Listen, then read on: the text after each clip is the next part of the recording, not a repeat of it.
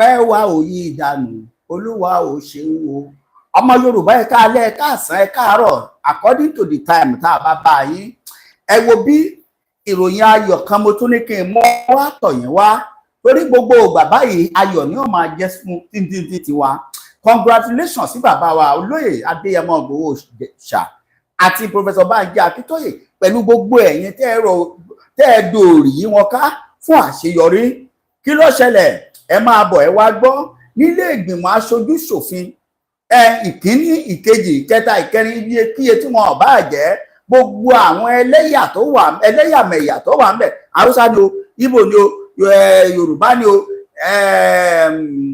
kí lẹ ń pè kéréńférí ni èmi ò tiẹ̀ fẹ́ mọrú wọn gbogbo wọn pátá ti sọ wípé gbogbo ibi tó bá gbẹ́sẹ̀ sí làwọn gbẹ́sẹ̀ sí ẹ gbọ́ wọ́n ní òun gangan làwọn tẹ̀lé kí ni ìtumọ̀ ohun tí mò ń bá yín sọ ni wípé wọ́n ní yorùbá nation òun lọ́nà àbáyọ síṣòro tó wà nílẹ̀ yìí ẹ farabalẹ̀ gbogbo ẹ̀ lẹ́ máa gbọ́ ẹ sá ti mọ̀ pé Patilon TV kò ní fún yín lófo kí ní sọ̀rọ̀ tí ò lẹ́lẹ́rìí bẹ́ẹ̀ ni ẹ̀rí ń bẹ ń bí tẹ́ ẹ máa rí dáadáa àmọ́ bẹ́ẹ̀ ṣe ń darapọ̀ ẹ jọ̀ọ́ ẹ máa bá mi tẹ kíní tó ṣọwọ́ gangan lówájú yín yẹn ẹ máa yẹn ni like ẹ tẹ love ẹ bá mi ẹ comment ẹ jọ wọ̀ gbòòrò ayé lọ Usman Wahab ẹ ṣé mo dúpẹ́ yorùbá nation lọ́nà àbáyọ ẹ wò ó mo ti sọ tẹ́lẹ̀ nínú àwọn ètò tó lọ ní ìjẹta kọ́ nìyẹn níbi tí Senator Smart Ọpẹ́yẹmí tó ti ń sọ̀rọ̀ fatafata lórí ìwọ̀n tá à ń dojú kọ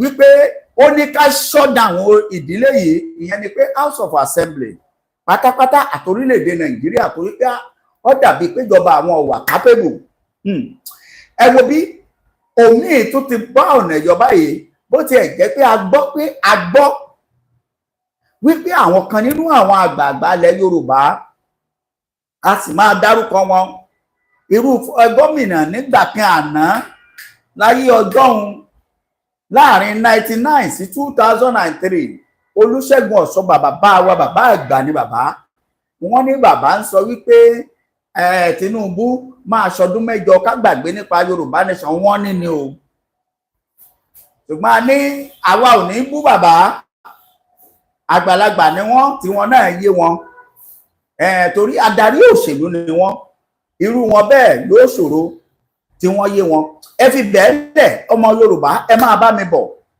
àwọn àgbààgbà àwọn ọ̀gbìnmọ̀ tó jẹ́ tá ń pè ní ethnic ìyẹn ni pé àwọn ẹlẹ́yàmẹ̀yà káàkiri ní gbogbo orígun mẹ́rẹ̀ẹ̀rin Nàìjíríà panupọ̀ wọ́n pawọ́pọ̀ wọ́n pa etí pọ̀ wọ́n pa ojú pọ̀ wọ́n pa mú pọ̀ sójú kan náà wọ́n wá ṣe kíni wọ́n pasẹ̀ pọ̀ wọ́n wá fi jókòó kan náà sójú kan náà wọ́n wá fi ọ̀já kan wọ́n kíní kan wọ́n fi sọ̀já Usman rami Michael ẹ ṣé mo rí yín Michael mo rí yín bàbá ẹ ṣé wọ́n fi sọ̀já wípé gbogbo wàhálà tá à ń bá fò yìí tẹ́ ẹ bá sì gbàgbé bàbá orí òkè má sunkún mọ́ tó wà lórí òkè ọjọ́ mẹ́rìnlá báyìí sọ níwòye àná tí wọ́n wà lórí òkè wípé kọ́mọ Yorùbá ó farabalẹ̀ pé kò sí nǹkan kan míì tọ́lọ́run sọ fún àwọn pé ju pé láìpẹ́ láì jìnnà àti kúrò lórílẹ̀‐èdè yìí wọ́n tẹ̀ pé orílẹ̀‐èdè Nàìjíríà ló kankan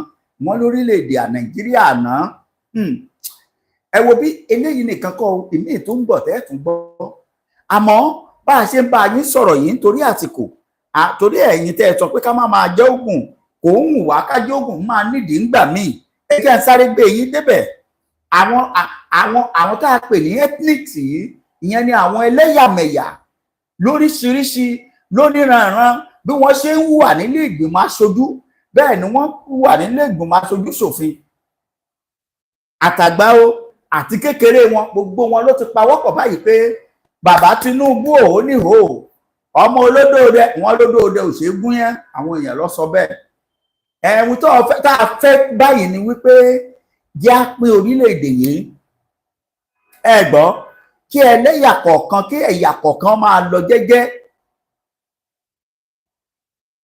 ẹ farabalẹ̀ ẹ máa gbọ́ mi ẹ jẹ́ ń gbé yín débẹ̀ ní pápápá major ethnic group call for wetin you dey see kí lẹ̀ ń wòye ọmọ Yorùbá ẹ wò ó dáadáa o regional government but ẹ máa wá rí gẹ́gẹ́ bí ìwé ìròyìn eléyìí ṣe gbé nìyẹn ìwé ìròyìn míì gbé lọ́nà míì ẹ farabalẹ̀ ẹ máa bá mi bọ̀ gbogbo ẹ̀ ni wọ́n tù délẹ̀ fún yín gangan níbi tẹ́ ẹ ti rí ẹ wò ń bolẹ̀ ń wòye kì í ṣe ilé ìgbìmọ̀ aṣojú ṣòfin lẹ̀ ń wòye àwọn rèé o ẹ rí i pé àga bí wọ́n ṣe pọ̀ tó àwọn kan jókòó àwọn kan dúró nígbà tó jẹ́ lòmíì ó ti gba bí oko tiẹ̀ lọ àárín wọn bá wí o Tọ́pẹ́ Michael Awẹ́ mo rí gbogbo yín ẹ bá mi pín ẹjẹ́ wọ̀ gbòòrò ayé lọ torí kẹ́ ẹ máa pa láriwo pé Yorùbá nation lọ́rùn àbáyọ kò sọ́nà míì gbogbo ẹ̀yin tẹ́ ẹ̀ ń bú wa náà lọ́tún lọ́sìn agbọ́ tí yín àwa ò ní bú yín ìfẹ́ orílẹ̀-èdè wa ló jẹ wá lógún kó sátẹ̀ wá lọ́wọ́ ohun tá a fẹ́ nu ẹ gbọ́ o bí wọ́n ṣe kọ gẹ́gẹ́ bí ìwé ìròyìn ojoojúmọ́ lẹ̀ wá ṣe gbé lónìí ẹ gbọ́ o major ethnic group in Nigeria have made a renewed call for the returns of government to either regional system of government or to take another step, saying it is only the way for development. Ẹ gbọ́, ìwọ̀n tí wọ́n kọ síbẹ̀ yẹn tó ní kán take another step, wọ́n ra fi gáàpù sáàárín ẹ̀. Kí nìdí? Kí ni wọ́n ń sọ? Ẹja divide ẹ̀, ẹja máa bá a bọ̀. The demand came after a reported division among senators at two-day retreat on the amendment to the 1999 Constitution organized by the Senate Committee on Constitutional Renewal. Some of the lawmakers were reported to have spoken against regionalism. Ṣé gbọ́? Who are the people? Àwọn wo ló sọ̀rọ̀ pé àwọn ò fẹ́ regional? Ẹ máa gbọ́ gbogbo wọn lónìí. Wọ́n sọ wípé àwọn sẹ́nétọ̀ yìí dìde. Kí ni wọ́n ní kí wọ́n ó ṣe? Kí ni ìjọba Nàìjíríà ní kí wọ́n ó ṣe? Ó ní kí wọ́n ó mú amend the 1999 Constitution.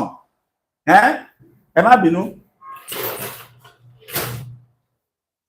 Léyìí tí ò fẹ́ fọ́ wa tí ò pé gbogbo àwa ìdá yàtọ̀ sáwọn Fúlàní nìkan ló pé torí decree 24 àbí nǹkan ni wọ́n lò ń bẹ̀ kì í ṣe constitution ni wọ́n kọ́ pàǹdà bẹ́ẹ̀ wọ́n gbé lé bàbá wa Ṣẹ́gun Ọbásanjọ́ lọ́wọ́ nígbà ó sì jẹ́ jagunjagun ni bàbá náà gbà ó ṣe bí ọlọ́pẹ́ ṣùgbọ́n bí agbẹ́dúró yìí wọ́n ní kò kọ̀ wọ́ọ̀kì mọ́ o ẹ gbọ́ ẹ máa bá mi bọ̀. The Senate leader Senator Ọpẹ́yẹmí Bámidélé ẹ ti mọ̀ tẹ́lẹ̀ ọ̀kan náà àwọn akọni ọmọ Yorùbá nìyẹn tá a rán sílé ìgbìmọ̀ aṣòfin láti ìpínlẹ̀ Èkìtì Èkìtì Central APC Èkìtì Central later said there was no proposal before to renew on the return to regional system of government that we don't agree with. Regional system of government that allow each region to control their resources, it is temporary in its territory and pay royalty to the central government.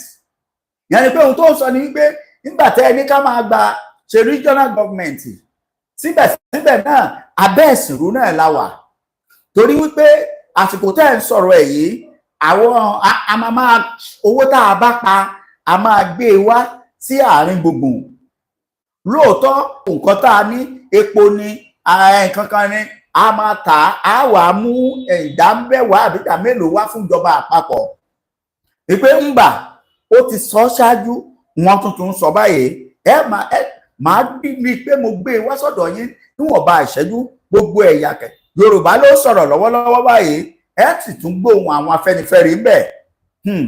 The system was practiced in Nigeria between 1950s to 1966 before the introduction of unitary government by Nigeria first military head of state General Aguiyi-Ironsi. Wọ́n ní General Aguiyi-Ironsi òun ló pa ètò ìjọba ẹlẹ́kùnṣẹkùn Aguiyi-Ironsi ló pa rẹ́. Ever since then, there has been repeated call for return to the regional government by some prominent Nigeria, especially those from Southwest.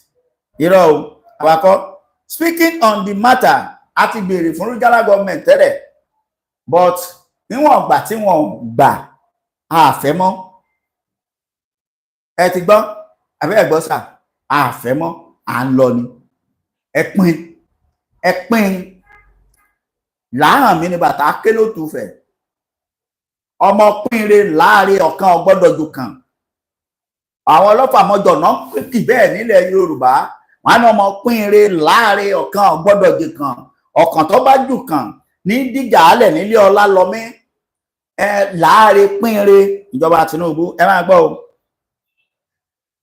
A spokesperson for the NAF, Abdullahi Sulaiman, àwọn lẹ́yìn ti Northern Edan Forum, ẹgbọ́n nǹkan tó sọ, in his interview with Punch, said that regionalism could not solve the nation's present challenge, including economic disparities, adding that it has a potential for a tight local government. According to the Sulaiman, regionalism will not be able to facilitate or distribute wealth. Thereby, it will not reduce economic imbalances that have been historically defined Nigeria. Therefore, he said, by granting regional greater autonomy over the resources and economic policies, region can never be better stimulated. Their local economies be rich, their unique strengths, and embark on development initiatives best suited for them. Ṣé ẹ gbọ́, ọmọ Haúsá ló ń sọ̀rọ̀ bí ó ní tẹ́ ẹ bá lẹ̀ fún àwọn ní region yípe regional tẹ́ ẹ sì ti ń pàṣẹ nígbà ọba yá ẹnìkan wà jàgbà ẹ ní jẹ́ káráàyè ká mọ ẹjọ́ ẹ bá mi pín ètò yẹn dákun. Gbogbo ẹ̀yin tẹ́ ń darapọ̀ yìí mò ń rí yín pápápá ni ẹ bá mi pín ẹjọ́ wọ̀ gbòòrò ayé lọ. Ó ní nígbà tó bá yá màdàrú lẹ́ dàrú láàsì. Nígbà tí ẹ bá ní ẹ fún àwọn region tẹ́ ẹ sì ń sọ pé ká máa kó nǹkan wá, ẹ fi wálẹ̀, ẹ pín lọ́tọ̀ọ̀tọ̀, ẹ pín ìrìnkẹ́ láàrin. Ẹ máa gbọ́ o. Moreover, regional cooperation cannot evaluate ethnic tension by creating performance for dialogue and collaborate among diverse groups. When regions are not empowered to address ethnic concerns unequally, they can mitigate feeling of marginalization, fostering a more inclusive national identities. Ìbò pọ̀ níbí o.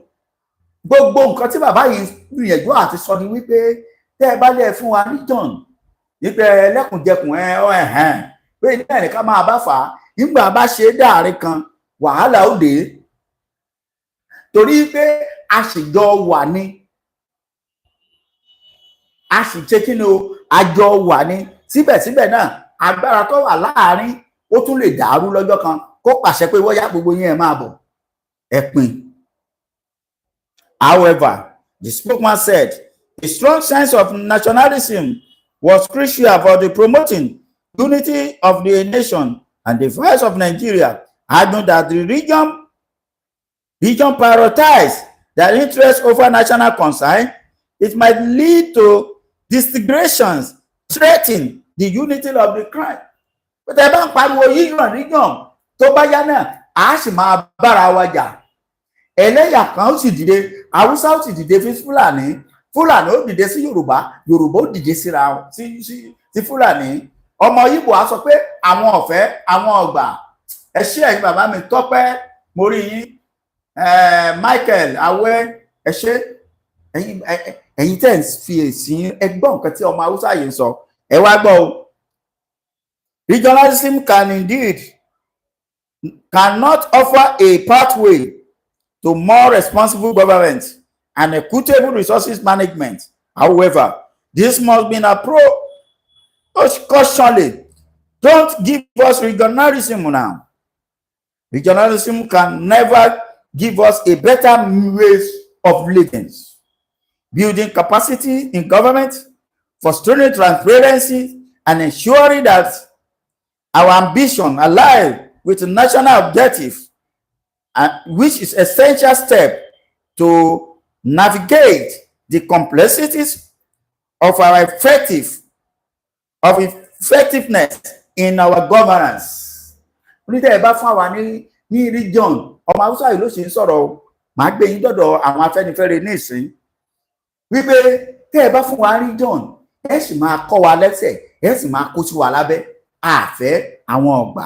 Tẹ́ ẹ bá gbàgbé nígbà ètò kan tó ń lọ yìí pé àwọn sẹ́nétọ̀ fọwọ́ sí Yorùbá nation ó wà lórí ètò yìí, tẹ́ ẹ bá ti gbọ́ ẹ lọ gbọ́ pẹ̀lú ọ̀rọ̀ tí bàbá wa sọ Ṣítù ẹ ṣé mo dúpẹ́ bàbá no going back Yorùbá nation Adéṣẹwà mo rí gbogbo yín ẹ gbọ́ ó ní ẹ bá fi ń fún wa ní gbogbo àwọn nǹkan báyìí ọ̀ṣẹlẹ̀ fi yí wa àwọn ọ̀fẹ́ ń ta àwọn ọ̀gbà. There's also the risk of government becoming enslaved of power with allied group, possibly exploiting local government structure for their benefits.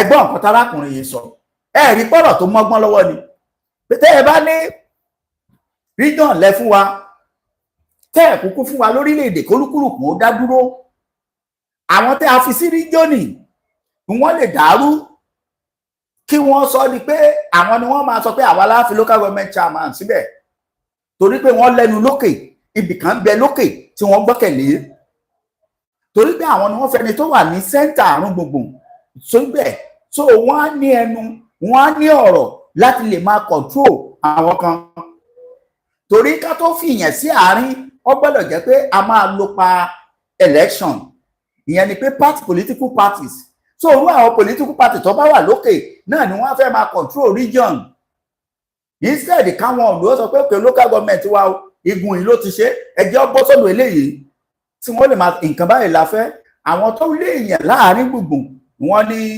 ibì kan náà iná ẹ̀ là ń wà àwọn ọ̀fẹ́.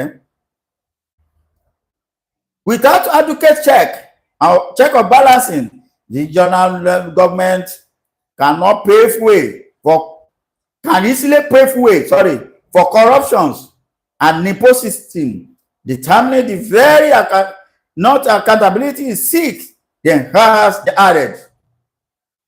Ó ní tẹ́ ẹ bá fún wa ní region àjẹbánu ò lè kásẹ̀ ńlẹ̀ kẹ́nìkan máa kówó tí gbogbo ọmọ orílẹ̀-èdè ní yẹ kọ́ ná wọn ó ní kò lè kásẹ̀ ńlẹ̀ kò lè kásẹ̀ ńlẹ̀ ẹ rí i pé Ìgbòho ti wá ṣe tán àbẹ́ẹ̀ rí i pé ó ti túbọ̀ ní ẹsẹ̀ ńlẹ̀ ó ti ń ṣe àṣeyọrí nílé ìgbìmọ̀ aṣòfin ní káàkiri àgbáyé gbogbo wọn ti ẹ máa gbọ́ ẹ gbọ́ bí tí wọ́n ti dárúkọ ẹ Ọ̀hánẹsẹ̀ Ndigbo worldwide indigenous group representing the esteemed part of the country question why Nigeria shifted from regionalism to presidential system, stating that the unitary system of government was not the best for Nigeria. Was not the best. Regional is not the best for Nigeria. Ẹgbọ́n nǹkan tí ọmọ Igbo sọ tí wọn. Speaking with the Assistant National Treasurer of the group, Yese Chukwu, expressed disappointment in those that are saying that they need the regional system proposals. Chukwu maintained that that type of government was a big problem to Nigeria. But rather, it is inability of the political classes to embody the spirit of government structures. It stated that a regional government would not ensure physical federalism, the devolution of power and resources control to improve governments. Chukwu said, resistance to regional government is the best for all of us because it's also be our benefits. But there's no need for us to centralize power and resources. I know that for state region to have shifted and be taking their resources to the central will create more problem. Torí àwọn kan ló máa wà lókè tẹ́ ẹ̀yìn síbẹ̀ yìí àwọn kan ni ó wà ńbẹ̀ gbogbo ohun tẹ́ ẹ bá kó wá àwọn kan ni wọ́n máa tẹ́wọ́ gbà ní ó di ṣọ́rú ó parí. Speaking further,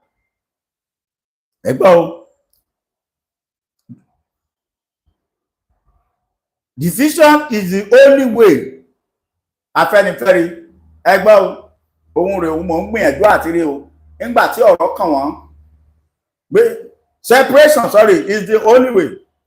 Echoing his constant call for the separation of the country, Yoruba social, cultural, and political group, Afenifere said he will support any move that ensure that the evolution of power and separation of the power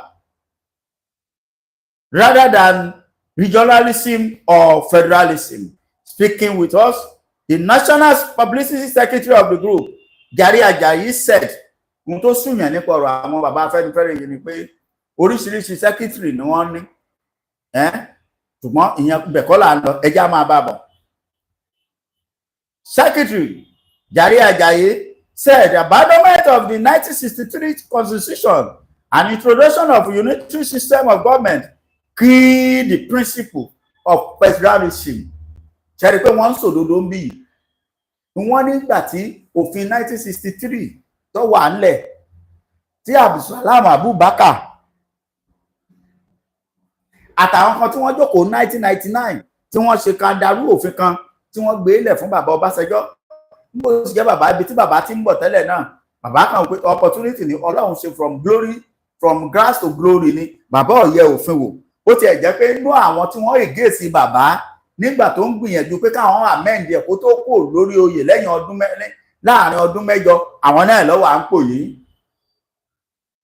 tí wọ́n fi ń ṣiṣẹ́ pé ńjọkan àwọn ní ọ̀sàdé bí ẹ̀san ti dé nísìn. Wọ́n débẹ̀ tán wọ́n bẹ̀rẹ̀ sí ní kágídí borí bíi fáànù Ìgbò. Ìlú le kókókó, àtọ̀tún àtòsì àtàárí wọn ìjọba ti dojúrú mọ́ wọn lọ́wọ́. Ẹ gbọ́ nǹkan táwọn ará bí yìí sọ pé kí wọ́n gbọ́ nǹkan tí gbogbo àwọn èèyàn ń sọ, àwọn agitators Sunday Igboho, Banji Akintoye, Nnamdi Kanu, Anko Abdulhamid, Professor Anko Mohammed. Ẹ gbọ́ nǹkan tí ń sọ, kálukú ló ti ń pariwo láti rí jọ́ọ̀nù wọn nígbà àwọn ọ̀fẹ́. Àwọn sẹ́nẹ́tọ̀ náà ló tún sọ̀rọ̀ yìí o, tí wọ́n kóra wọn jọ gẹ́gẹ́ bí ẹlẹ́yàmẹ̀yà nílé ìgbìmọ̀ aṣojú-ṣòfin. Adéwòye kò sí ọ̀nà àbáyọ, bẹ́ẹ̀ ni Yorùbá ní sọ ní Nàìjíríà mọ́ kò sí mọ́, ẹ máa wọlé at the time. Ajayi said Afenifere has been consistent in advocacy for Nigeria to return us to regionalism before, in the true sense, as it was being practiced before the national independence and during the First Republic. But now that things are turned upside down, at this time, anything called federalism or regionalism are not more acceptable by us and by our people, especially we Yoruba. We don't want it. Ẹ gbọ́, ohun kan la gbé ké, ohun kan la wùgbó ké, onídẹrẹ́ ní kété ẹ̀ ní mẹ̀yàmẹ̀yà, ọlọ́gbọ́n a sì máa lọ síbi kankan náà, òye wọn a máa bára wọn dọ́gba, ṣùgbọ́n tí a ṣe èrè èèyàn yóò yàtọ̀.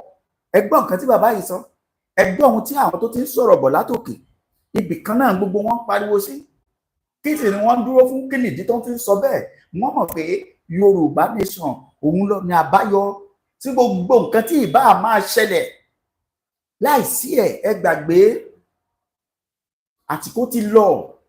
Ẹ pì ẹ jẹ́ kí Yorùbá ọ lọ, kí Ìgbò ọ lọ, káwúsá ọ lọ, Adéwuyè, kí gbogbo kálukú ọ lọ nílọ tiẹ̀, kí Ìgbò ọba tiẹ̀ lọ, ká máa pàdé ní airport kan wá fẹ́ wọ̀lú wa, kan gba passport, báwa náà bá fẹ́ lọ ọ̀dọ̀ tí wọ́n ká gba físà. Ṣé nígbà yìí ṣé Fúlàní náà ráàyè láti kó Fúlàní màálù ẹ̀ kúrò látòdìdí Kánò kó máa kó lọ Òkè Ògùn kó máa lọ fi da oko rú? Àbí láti Bauchi ni ó ti kó lọ, tí ó kó lọ sábíà, tí ó máa lọ fi jẹko wọn, tí ó máa dìjà ní gbogbo ìgbà? Bàbá Tinubu, ẹ jẹ́ sáré kàyókùn nítorí àkókò. Regionalism has no benefit again. Yoruba Afenifere is still speaking, and it cannot promote the pooling of resources together, especially among the people. We Yoruba, a culture that are valued. Ẹgbọ́n mi wọ́n ṣe pọ́n wálé, bẹ́ẹ̀ ni ẹ̀yà wa a níye lórí gidigidi. Ẹ wá gbọ́ nǹkan tí Middle Belt group sọ. Middle Belt, one district, declare its support for all, not the regional government, but to decentralize us. We as a Middle Belt, we are ready to stand them on our own. The regionalism or federalism cannot help us as Middle. Which spaces? The president of the Middle Belt Forum, Bitrus Ogu, said the group desire to have a distinct separation in any form. It's our plan. Pogo, while speaking with the newspaper, we are not against any regional government too. However, we insist that we as a Middle Belt should not join any group again in the north. Will not be group with the north, with the far north anymore. Instead, we are advocating for our own district or our own country to stand within the Middle Belt, specifically Middle Belt East and Middle Belt West, while the far north should have their north east and northwest west. This will be in line with our own recommendation of in the 2014 National Confab Result. Abájọ tí wọ́n fi ń pariwo fún bàbá Tinubu wípé kọ́ka confab 2014 àwọn èèyàn yìí ti gbé lẹ̀, wọ́n ti kọ́ síbẹ̀ pé àwọn ọ̀bá náà ti ṣe mọ́, ẹ sì fagídí ẹ gbàjọba lọ́wọ́ ẹni tí ìbá ṣe ọdún 9 tẹ́ ti wà ń bẹ̀ náà lẹ́ẹ̀rẹ́ tí ìràṣeyọrí ṣe yìí. Ṣọ́ra ni tọ́mọ bá kàwé fún dídọ̀ ọdún 9 tí ọba páàsì, tọ́yẹ ká máa pọmọ òun lọ́mọ skul. Àní ẹ pín, ẹ jẹ́ kórúkúrùkù máa lọ, ó ti yíwọ́ ná kí tìjú tó dé.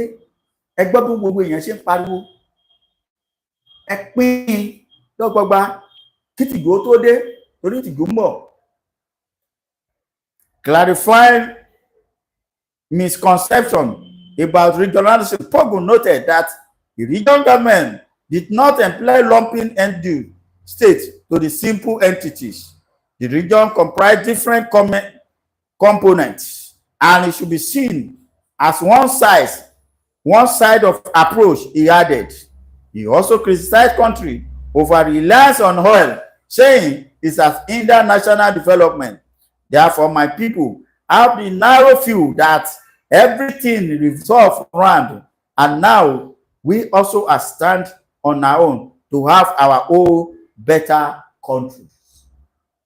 Ọmọ Yorùbá ẹ gbọ́, Middle Belt lẹni tó ń sọ̀rọ̀ yìí, ó ní they are now stand to have their own better countries. Kí lẹ tún fẹ́? Benedict, ẹ gbọ́ nǹkan tí Middle Belt ti sọ, àwọn Afẹ́nifẹ́re náà ti sọ dáadáa ṣáájú. Ọya ìwà gbọ́ nǹkan tí ẹnìkan. Meanwhile, former Vice President Atiku also proposed 6 years single term regional president. Ẹ má dá yẹn lóhùn o, ohun ẹ̀jẹ̀lẹ́wà o, ẹ má dá Atiku lóhùn. Ó fẹ́ wá ṣe president ní Nàìjíríà ni, wọ́n sì ti close case ẹ̀, fáìlì ẹ̀ ti close, kìí sọ̀rọ̀ èpè, ìkà àtàláìdá èèyàn ni ó sọ yí pé kí Atiku wá ṣojú ìjọba wa nígbà tí ó bá fi máa di 2027, Atiku ó ti máa go to almost 90. Àwọn bàbá arúgbó tó ń ṣe tí wọ́n rí ṣe yìí, òun náà wá sọ pé òun fẹ́ gbàjọba lọ́wọ́ ẹnìkan. Ẹ̀yin tẹ́ ẹ̀ bá nífẹ̀ẹ́ ara yín ni kẹ́ máa pè fúnrú ẹ̀. Àwọn ọmọ Yorùbá kó tó dìgbà yẹn bógo ṣe ń jẹ́ tọlọ́run, àwa ti lọ. Orílẹ̀-èdè Yorùbá wa ti dúró kó tó dọdún náà lọ́hùn. Bí ògo ṣe ń jẹ́ tolódùmarè, tí gbogbo ẹ̀yin tẹ́ ń gbọ́ wa yìí, ẹ̀yin olólùfẹ́ wa yìí, gbogbo ètò tá à ń ṣe yìí tẹ́ ń bá wa pín, tẹ́ ẹ̀ bá wa láìkí ẹ̀, tẹ́ ẹ̀ kọ́mẹ̀ntì pé orílẹ̀-èdè Yorùbá lẹ fẹ́, torí náà ni gbogbo àgbáyé ń wò. A kì í ṣàdédé wá ṣètò, ọ̀pọ̀ wọn máa bú wa, àníṣẹ́ tá à ń ṣe kí ló dé tá àti wá ṣe léyìí láàárọ̀ yìí àti lọ bí iṣẹ́ wa. Ṣùgbọ́n gẹ́gẹ́ bí ìròyìn a gbọ́dọ̀ mú wá fún yín, torí ohun tí àwọn gbogbo àgbáyé ń wò tí wọ́n ń gbọ́ nìyí. Eléyìí dàbí ìgbà database fún wa tí wọ́n ń collect papọ̀. Ẹ gbọ́ nǹkan tí wọ́n sọ yìí, wọ́n ní àwọn fọwọ́ sí ohun tó lóye Sunday Igboho ń sọ, ariwo pé àfẹ́ region náà mọ́. Tẹ́lẹ̀tẹ́lẹ̀ lóòótọ́ ń gbà kan látọ́ pé ẹni tó bá fún wa region á bẹ̀rẹ̀ nǹkan, ṣùgbọ́n a ti rí àléébù bẹ̀. Níṣẹ́ ló máa dàbí pé àfúnni ní oko dé ọ̀pẹ ro. A lè gbé together bẹ́ẹ̀ ni bàbá mi Andrew, a lè gbé together nígbà tá a bá fàgbò fún oògùn àbí nǹkan, àgbò fún kinní kan, à á sokùn ẹ̀ lẹ̀ ní wọn ò ní sokùn lẹ̀. Bá mi Bánjí ẹ ṣe wọn ò ní fokùn ẹ̀ lẹ̀. Ṣé báwa la dìbò fẹ́nìkan tí ó wà central níjọ́ kan òru kan ọ̀sẹ̀ kan òru kan nígbà tó bá béèrè owó àbí nǹkan kan láti ọ̀dọ̀ south west region tí yẹn bá ní a ti fowó yìí ṣe nǹkan báyìí a ti fi ṣe education, níjọ́ kan ní ó da gbogbo ẹ̀rú gbù ikọ́ yá kò sí ohun tó jọ ọmọ. Torí òun ní lọ ṣojú káàkiri àgbáyé, àwọn eléyìí máa wá jíṣẹ́ fún ni. Ó dàbí ìgbà tá a sọ pé local government tí gómìnà wà ń bẹ̀ kó tó di pé wọ́n fún wọn autonomy ìsìn, gómìnà state government local government máa lọ give report fún state àwa sí federal. Bó ṣe rí nìyẹn, àfẹ́ àgbà àfẹ́ regional mọ́. Ẹ lọ ka gbogbo nǹkan tí mo kà yìí, ẹ lọ kà nínú àwọn ìwé ìròyìn ojoojúmọ́ tó jáde lónìí. Ẹ wá ní Punch, ẹ wá ní Tribune, ó wà káàkiri ibẹ̀. Ẹ lọ wòye tẹ́ ẹ bá fẹ́, ẹ bá bí tí wọ́n ti ń pariwo fún wípé àwọn ò fẹ́ mọ́. Àwọn ìwé ìròyìn kan sọ pé wọ́n bíìdì fún, bọ̀dé lẹ́yìn tẹ́mi gbé ní wọ́n against ẹ̀. But kókó bẹ̀ ni pé we don't want regionalism, we want Yorùbá nation. Ẹ ṣé àdúpẹ́, mi sọ pé ìmọ̀ pé yóò gùn tó yìí, àkókò ni. Ẹ ṣé mo dúpẹ́, á tún pàdé, ó dàbọ̀.